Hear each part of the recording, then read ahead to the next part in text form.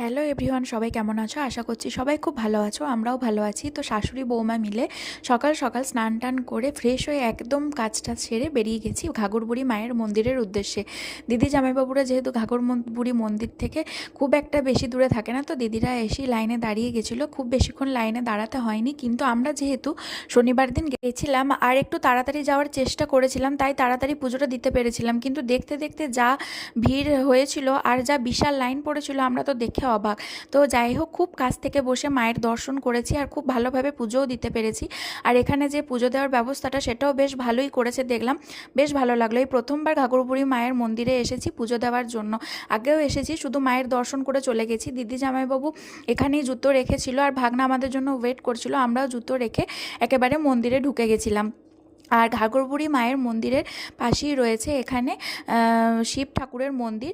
তো এইখানটায় আমি এই প্রথমবারই এলাম, আর জায়গাটা বেশ নিরিবিলি শান্ত, আর বেশ বসার কিছু জায়গাও রয়েছে দেখলাম। তো এখানে সাই বাবার মন্দির, তারপরে রাধাকৃষ্ণর মন্দির, রাম সীতার মন্দির, তারপরে শিব ঠাকুরের মন্দির রয়েছে। তো মন্দিরটা বেশ বড়, আর এই প্রথমবার এলাম বলে বেশ ভালো লাগছিল। আর আমি না এবারে শাড়ি পরে এসেছিলাম। তো প্রথমে তো বুঝতে পারছিলাম না, যেহেতু বাসে করে আসবো রানীগঞ্জ থেকে ঘাঘরবুড়ি মায়ের মন্দিরটা খুব বেশি দূর না হলেও বাসে করে আসবো বলে ভয় লাগছিল। তো যাই হোক, শাড়ি পরেই এসেছিলাম। আমাকে কেমন লাগছে সেটা কিন্তু অবশ্যই কমেন্টে বলো। তারপরে আমরা টিফিন করব বলে এখানে চলে এসেছি। ঘাঘরবুড়ি মায়ের মন্দিরের আশেপাশে প্রচুর হোটেল, তারপরে এরকম খাবারের জায়গা তোমরা পেয়ে যাবে, যেখানে দুপুরের খাবারও খেতে পারো, আবার এখানে টিফিনের বা স্ন্যাক্স আইটেমও পেয়ে যেতে পারো। তো আমি প্রথমেই গিয়ে বলেছিলাম যে ছোলে বাটুরে খাবো, তো আমার কথা দিয়ে সবাই ছোলে বাটুরে নিল। এখানে অনেক কিছুই অপশন ছিল। তো মা খেয়ে আর কি প্রথমে ফুড রিভিউ দিচ্ছিল, কারণ মা বুঝতে পারছিল না কীরমভাবে বলবে, যে খুব সুন্দর হয়েছে খেতে। তো গরম গরম ভেজে দিচ্ছিল বলে ছোলে ভাটুরেটা খেতে কিন্তু ভালো লাগছিল।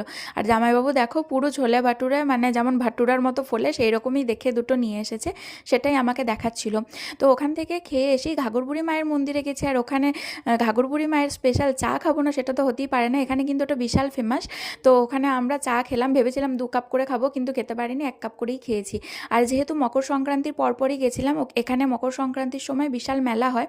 তো আমরা যেতে যেতে দেখলাম মেলা বেশ কয়েকটা দোকানই ছিল আর কি, বেশ বড় মেলাটা ছিল না। তো ওখানেই কিছু টুকটাক নিচ্ছিলাম, দিদিও আমাকে টুকটাক জিনিস কিনে দিচ্ছিল। তো ওইগুলো দেখার পর আমরা চলে এসেছি এখানে প্রসাদ গ্রহণ করব বলে। এটাও কিন্তু এই প্রথমবারই দেখলাম এখানে ভোগ প্রসাদের যে আয়োজনটা রয়েছে। তো আমরা এখানে সব লাইন দিয়ে বসে গেছি, আর একটু দেরি হলে কিন্তু আবার আমাদের ওয়েট করতে। এখানে ভোগ প্রসাদ গ্রহণের কোনো মূল্য নেই, যে যেরকম পারবে দান করে প্রসাদ গ্রহণ করতে পারে। প্রথমে পায়েস, খিচুড়ি, লাবড়ার তরকারি, চাটনি খেলাম।